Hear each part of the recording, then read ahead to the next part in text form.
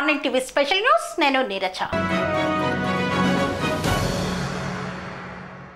పాలనలో భరోసాకు మారుపేరు, దార్శనికత కలిగిన ప్రజానేత, అభివృద్ధికి బ్రాండ్ అంబాసిడర్, ఉత్తమ ఆర్థిక విధానాలతో ఉత్తమ పాలన అందించడమే ఉత్తమ రాజకీయమని నమ్మిన మొదటి రాజకీయ నాయకుడు.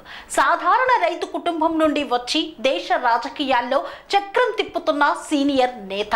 47 ఏళ్ల రాజకీయ జీవితం అతనిది.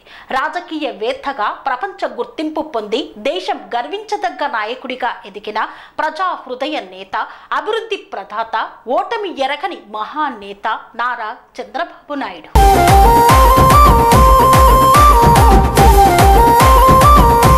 శ్రమదానాలతో పల్లె రోడ్లకు మెరుగులు దిద్దిన, బడి కోసం జోలపట్టి ఊరూరా గడప గడప తిరిగిన, సంక్షోభాలను సైతం అనుకూలంగా మలుచుకోగల నేర్పుగల నాయకుడు. ఇంజనీరింగ్ చదవకపోయినా టెక్నాలజీని అవపోసన పట్టిన మేధావి. పరిస్థితులు ఎలా ఉన్నా ప్రజల అభ్యున్నతి, రాష్ట్ర అభివృద్ధి ధ్యేయంగా, పేదరిక నిర్మూలనే లక్ష్యంగా స్వర్ణాంధ్రప్రదేశ్ నిర్మాణంలో నిమగ్నమైన ఆంధ్రప్రదేశ్ రాష్ట్ర ముఖ్యమంత్రి నారా చంద్రబాబు నాయుడు గారి 75వ పుట్టినరోజు సందర్భంగా ఆయన జీవితంలో సాధించిన విజయాలు, ప్రజలకు అందించిన పథకాలు, సంక్షేమాలను గురించి ఒక్కసారి తెలుసుకుందాం.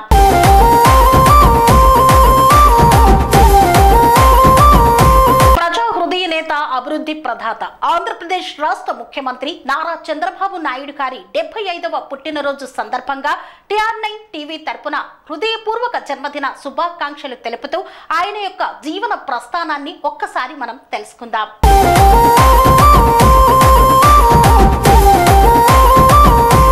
ఎన్టీఆర్ తెలుగు జాతికి ప్రపంచ ఖ్యాతి తీసుకువస్తే చంద్రబాబు నాయుడు తెలుగువారి ప్రతిభను ప్రపంచ నలుమూలలకు పరిచయం చేశారు. ప్రపంచ పటంలో తెలుగు నేలకు ఒక గుర్తింపునిచ్చారు. ఉమ్మడి ఆంధ్రప్రదేశ్ ముఖ్యమంత్రిగా, నవ్యాంధ్ర ముఖ్యమంత్రిగా సంక్షేమాన్ని, అభివృద్ధిని రెండు చేతుల ప్రజలకు అందించారు. విద్యుత్, ఆర్థిక సంస్కరణలతో దేశానికే దిశానిర్దేశం చేశారు. చంద్రబాబు పాలన అంటే పరిశ్రమలు పరిగెత్తుకుంటూ వస్తాయి, బాబుతోనే జాబు అన్నది యువత నమ్మకం. సంపద సృష్టి అన్నదాన్ని పాలనలో ప్రవేశపెట్టిన మేధావి చంద్రబాబు నాయుడు. తెలుగుదేశం పార్టీ అధినేతగా దేశ రాజకీయాల్లో చంద్రబాబు నాయుడు పోషించిన పాత్ర దేశ చరిత్రలో ఒక ముఖ్య అధ్యాయమని చెప్పవచ్చు. 2 కేంద్ర ప్రభుత్వాల ఏర్పాటులు, 3 ప్రధానుల ఎంపికలు, 2 రాష్ట్రపతుల ఎంపికలో చంద్రబాబు పాత్ర అత్యంత కీలకంగా నిలిచింది. అధికారంలో ఉన్న, ప్రతిపక్షంలో ఉన్న ప్రజా నాయకులలో ది బాస్ అంటే చంద్రబాబు నాయుడే అన్న పేరు తెచ్చుకున్నారు నారా చంద్రబాబు నాయుడు.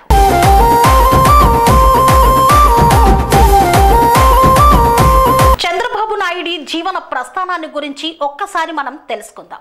1978లో 28 ఏళ్ల వయస్సులో ఎమ్మెల్యేగా ఎన్నికై శాసనసభలో ప్రవేశించాక ఇప్పటి వరకు ఆయన 45 ఏళ్ల సుదీర్ఘ రాజకీయ ప్రస్థానం అత్యంత స్ఫూర్తిదాయకం. 1995లో టీడీపీలో చోటు చేసుకున్న పరిణామాల నేపథ్యంలో సెప్టెంబర్ 1న ఆయన ఉమ్మడి రాష్ట్ర ముఖ్యమంత్రిగా బాధ్యతలు చేపట్టారు. ఉమ్మడి ఆంధ్రప్రదేశ్కు 2 దఫాలు, నవ్యాంధ్రకు ఒకసారి ముఖ్యమంత్రిగా పనిచేసిన ఆయన ఇప్పుడు 4వసారి సీఎంగా ప్రమాణ స్వీకారం చేసి పరిపాలనను సాగిస్తున్నారు. 14 ఏళ్లు ముఖ్యమంత్రిగా, 15 ఏళ్లు ప్రతిపక్ష నేతగా పనిచేయడం రాష్ట్ర చరిత్రలో ఇప్పటికీ రికార్డే. ఆయన సాధించిన విజయాల్ని తరచి చూస్తే వాటి వెనక ఎన్నో త్యాగాలు, అవిశ్రాంత కృషి, క్రమశిక్షణ కనిపిస్తాయి.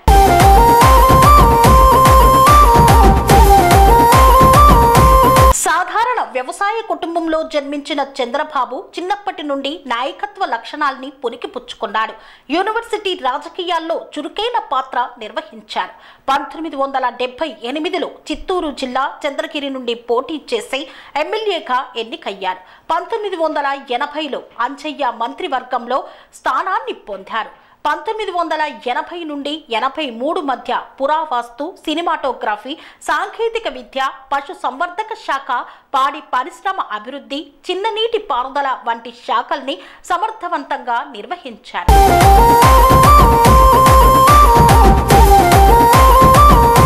ఎన్టీఆర్ తన కుమార్తె భువనేశ్వరితో ఆయనకు వివాహం జరిపించారు.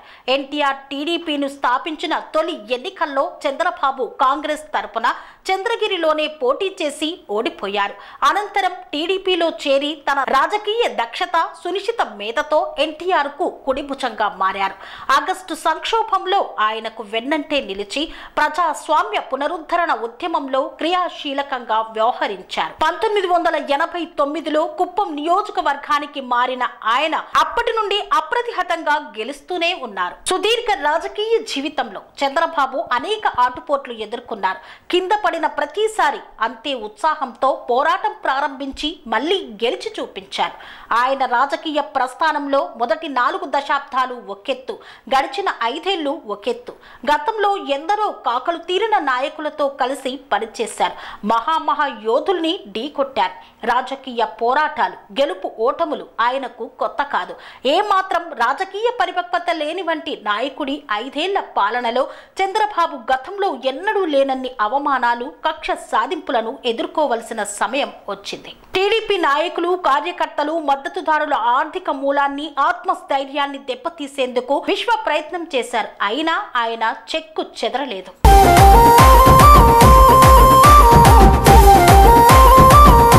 ఉమ్మడి ఆంధ్రప్రదేశ్ నవ్యాంధ్రలకు ముఖ్యమంత్రిగా చంద్రబాబు ప్రజలకు కొత్త తరహా పాలనను పరిచయం చేశారు. శ్రమదానం, ప్రజల వద్దకు పాలన, జన్మభూమి, పచ్చదనం, పరిశుభ్రత, గ్రామీణ మహిళల ఆర్థిక అభ్యున్నతికి డ్వాక్రా సంఘాల ఏర్పాటు, రైతు బజార్ల ఏర్పాటు వంటి అనేక కార్యక్రమాలను చేపట్టారు.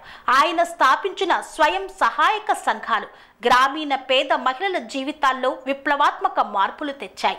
డ్వాక్రా సంఘాల విజయ గాథలు తెలుసుకోవడానికి దేశ విదేశీ ప్రముఖులు రాష్ట్రాన్ని సందర్శించారు. ఆంధ్రప్రదేశ్లో సాధించిన మహిళా ఆర్థిక స్వాలంబన గుర్తించి బ్రిటన్ పార్లమెంటులో ప్రత్యేకంగా ప్రస్తావించారు.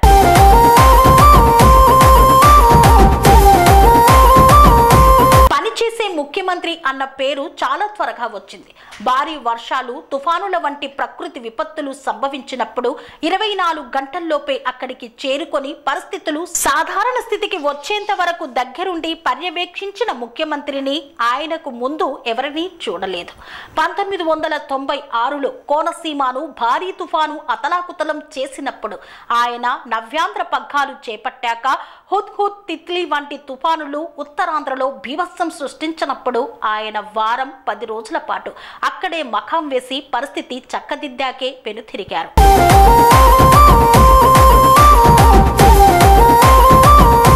అభివృద్ధిని, సంక్షేమాన్ని సమతూకం చేసుకుంటూ పరిపాలనను పరుగులు పెట్టించారు. సంక్షోభం నుండి అవకాశాలు సృష్టించుకోవాలన్నది చంద్రబాబు తరచూ చెప్పే మాట. చెప్పడమే కాదు, దాన్ని ఆయన ఆచరణలో చూపించారు. 2014లో 16,000 కోట్ల ఆర్థిక లోటుతో రాజధాని లేని రాష్ట్రానికి ముఖ్యమంత్రిగా బాధ్యతలు చేపట్టిన ఆయన అత్యంత వేగంగా పరిస్థితులను గాడిలో పెట్టారు.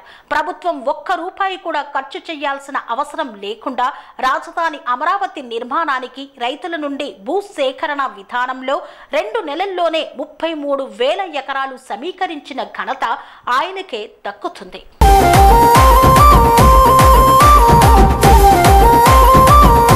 2023 నాటికి ఆంధ్రప్రదేశ్ను దేశంలోని 3 అగ్రశ్రేణి రాష్ట్రాల్లో ఒకటిగా, 2029కి దేశంలోనే అగ్రశ్రేణి రాష్ట్రంగా తీర్చిదిద్దేందుకు ప్రణాళికలను రూపొందించారు.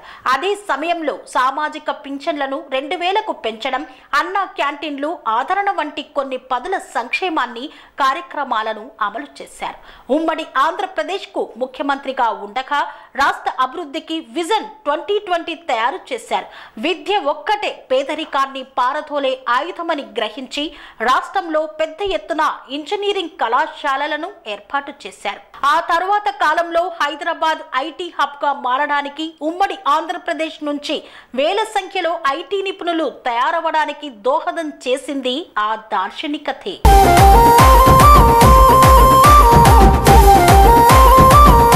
హైదరాబాద్ హైదరాబాద్ నగరాన్ని పెట్టుబడులకు గమ్యస్థానంగా ఐటీ హబ్గా మార్చడంతో పాటు ఐఎస్పీ, ఐఐటి వంటి అనేక అంతర్జాతీయ స్థాయి విద్యా సంస్థల్ని ఏర్పాటు చేశారు.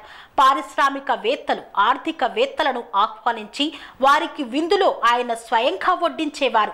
అప్పుడే ఆయనకు రాష్ట్రానికి CEO అని పేరు వచ్చింది. అప్పటికి పారిశ్రామిక ర్యాంకులలో 22వ స్థానంలో ఉన్న ఏపీ ఆయన కృషి వల్ల 4వ స్థానానికి ఎగబాకింది. ఆయన నవ్యాంధ్రలో ప్రతిపక్ష నేతగా ఉన్నప్పుడు కూడా ఐఎస్బి వంటి సంస్థలు ప్రత్యేక ఉత్సవాలకు ఆయనను ముఖ్య అతిథిగా ఆహ్వానించారంటే ఆయన వేసిన ముద్ర ఎలాంటిదో అర్థమవుతుంది.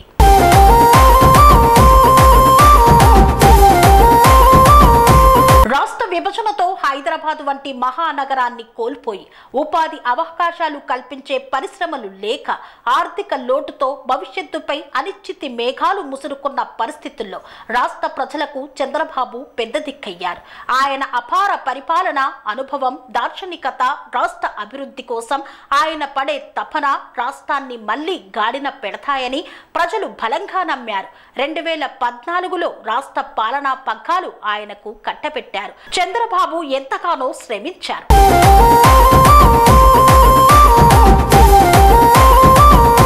రాజధాని అమరావతి నిర్మాణానికి అంకురార్పణ చేసి నిర్మాణం పరుగులు పెట్టించారు. పట్టిసీమ ప్రాజెక్టును శరవేగంగా పూర్తి చేశారు. కరువు సీమ రాయలసీమకు సాగునీరు అందించారు. పట్టుబట్టి పోలవరం ప్రాజెక్టును 70% పైగా పూర్తి చేశారు. గ్రామాలు, పట్టణాల్లో పెద్ద ఎత్తున మౌలిక వసతులను కల్పించారు.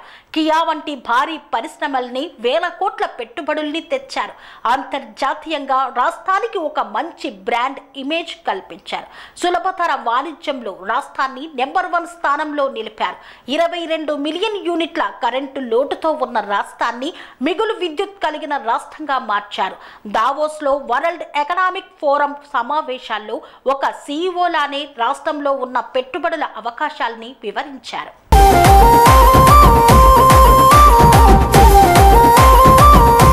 రాష్ట్రంలో పెద్ద ఎత్తున పెట్టుబడుల సదస్సులు నిర్వహించారు. కాలికి బలపం కట్టుకొని అనేక దేశాలు తిరిగి పెట్టుబడులు తీసుకువచ్చారు. ఆయన కృషి ఫలితంగానే ఐటీ, ఆటోమొబైల్, వ్యవసాయ అనుబంధ పరిశ్రమలు, ఫుడ్ ప్రాసెసింగ్ వంటి రంగాల్లో అనేక పరిశ్రమలు ఏర్పాటయ్యాయి. క్రియా, hero motors, Isuzu, Ashok Leyland, HCL, Asian paints, Berger paints, Ramco, పోర్లా సెరామిక్స్, అపోలో టైర్స్ వంటి అనేక పరిశ్రమలు, సెల్ ఫోన్ తయారీ కంపెనీలు రాష్ట్రానికి తరలి వచ్చాయి. రాష్ట్ర తలసరి ఆదాయం 15% పెరిగింది. GSDP వృద్ధి రేటు 11.2% మేర నమోదైంది. సేవా రంగంలో 29%, పారిశ్రామిక రంగంలో 9% వృద్ధి రేటు నమోదయ్యాయి.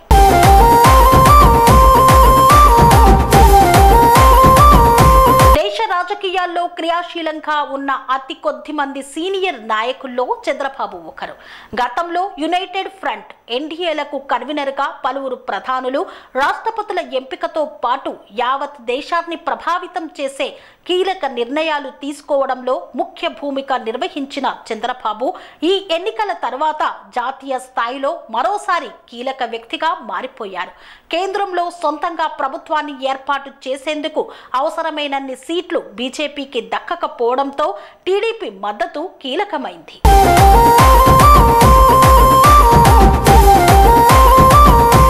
ఎన్డీఏ పక్షాల్లో బీజేపీ తర్వాత అత్యధిక స్థానాలు గెలుచుకున్న పార్టీ టీడీపీనే కావడంతో మరోసారి ఢిల్లీలో చంద్రబాబు ప్రభావం మొదలైంది. ఎన్టీఆర్ హయాం నుండి చంద్రబాబుకు వివిధ పార్టీలకు చెందిన జాతీయ నాయకులతో సత్సంబంధాలు ఉన్నాయి. 1996 లోక్సభ ఎన్నికల్లో ఏ పార్టీకి పూర్తి మెజారిటీ రాని పరిస్థితుల్లో ఆయన యునైటెడ్ ఫ్రంట్ ఏర్పాటుకు చొరవ చూపి దానికి కన్వీనర్గా ఎన్నికయ్యారు. దేవగౌడ, ఐకే గుజ్రాళ్లను ప్రధానులుగా రాష్ట్రపతిగా ఎంపిక చేయడంలో ఆయన క్రియాశీలక పాత్ర నిర్వహించారు.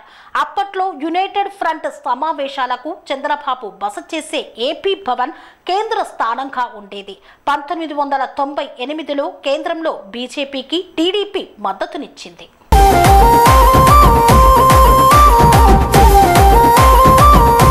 చంద్రబాబు చంద్రబాబు కన్వీనర్ గా ఎన్డీఏ ఏర్పాటైంది. వాజ్పేయి ప్రభుత్వం ఏర్పాటులో చంద్రబాబు కీలక పాత్ర నిర్వహించారు. ఆ ప్రభుత్వానికి బయట నుండే మద్దతునిచ్చారు. రాష్ట్రపతిగా అబ్దుల్ కలాం ఎంపికలోనూ ఆయనదే ముఖ్య భూమిక. ఎస్సీ వర్గానికి చెందిన జీఎంసీ బాలయోగిని లోక్సభకు స్పీకర్ గా చేశారు. రాష్ట్ర విభజన తర్వాత 2014 ఎన్నికల్లో ఆంధ్రప్రదేశ్లో టీడీపీ, బీజేపీ కలిసి పోటీ చేశాయి. ఈ కూటమికి జనసేన పార్టీ మద్దతిచ్చింది. టీడీపీ కేంద్ర ప్రభుత్వంలో చేరింది. ప్రత్యేక హోదా, విభజన హామీల వంటి కొన్ని అంశాల్లో విభేదించి 2019 ఎన్నికలకు ఏడాది ముందు కేంద్ర ప్రభుత్వం నుండి టీడీపీ వైదొలగింది. ఈసారి ఎన్నికల్లో బీజేపీ, జనసేనలతో పొత్తు పెట్టుకున్న టీడీపీ సొంతంగా 16 లోక్సభ స్థానాల్ని మిత్రపక్షాలతో కలిసి 21 స్థానాల్ని గెలుచుకుంది.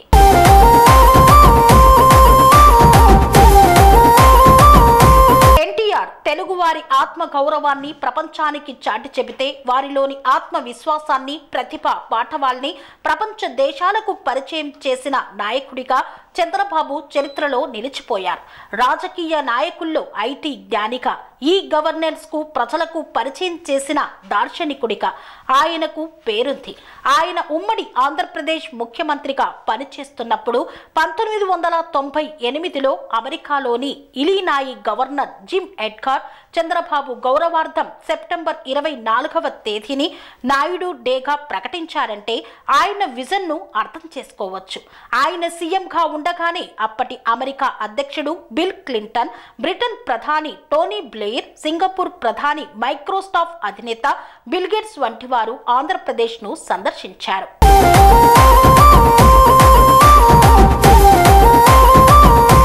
బిల్ గేట్స్ వెంటపడి ఒప్పించి మైక్రోసాఫ్ట్ కేంద్రాన్ని హైదరాబాద్ లో ప్రారంభించేలా చంద్రబాబు చేసిన కృషి అందరికీ తెలిసిందే. విభజనతో ఆంధ్రప్రదేశ్ కు జరిగిన దగా కంటే 2019 నుండి 5 ఏళ్ల జగన్ పాలనలో రాష్ట్రానికి జరిగిన నష్టమే ఎక్కువన్నది చంద్రబాబు తరచూ చెప్పే మాట. జగన్ పాలనలో దెబ్బతిన్న వ్యవస్థల్ని గాడిన పెట్టి రాష్ట్రాన్ని పునర్నిర్మించాల్సిన బృహత్తర బాధ్యత ఇప్పుడు చంద్రబాబుపై ఉంది. 5 ఏళ్ల పాటు ఆయన అలుపెరగకుండా శ్రమించిన జగన్ వచ్చి ఒక్క ఛాన్స్ అనడంతో ప్రజలు ఆయనను నమ్మారు. చంద్రబాబు కంటే బాగా అభివృద్ధి చేస్తారేమో అనుకొని 2019లో ఒక్క ఛాన్స్ ఇచ్చారు. 5 ఏళ్ల విధ్వంసకర పాలన చూశాక చంద్రబాబు విలువేంటో, రాష్ట్రానికి ఆయన అవసరమేంటో గుర్తించారు ప్రజలు.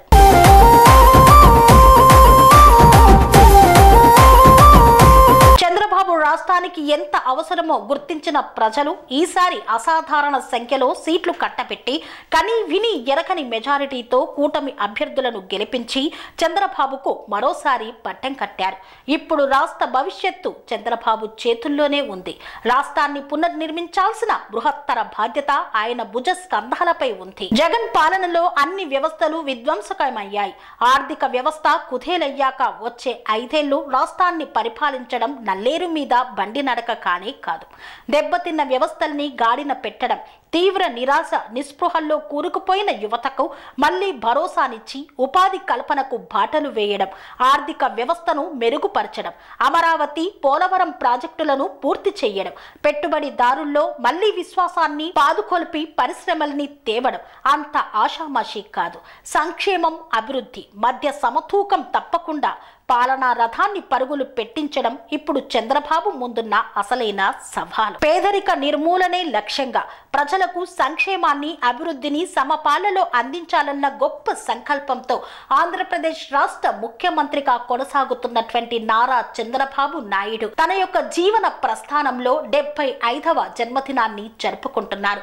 75వ జన్మదినం సందర్భంగా నారా చంద్రబాబు నాయుడు ప్రజా ఆశీర్వాదంతో అత్యున్నత పదవులను పొందాలని కోరుకుంటూ TR9 టీవీ తరపున హార్దిక జన్మదిన శుభాకాంక్షలు తెలుపుతున్నారు.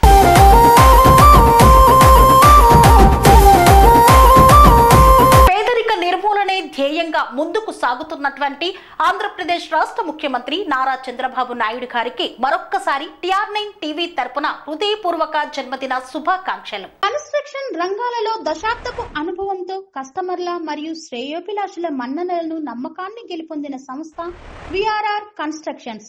నాణ్యతకు, నమ్మకానికి మారుపేరు VRR కన్స్ట్రక్షన్స్.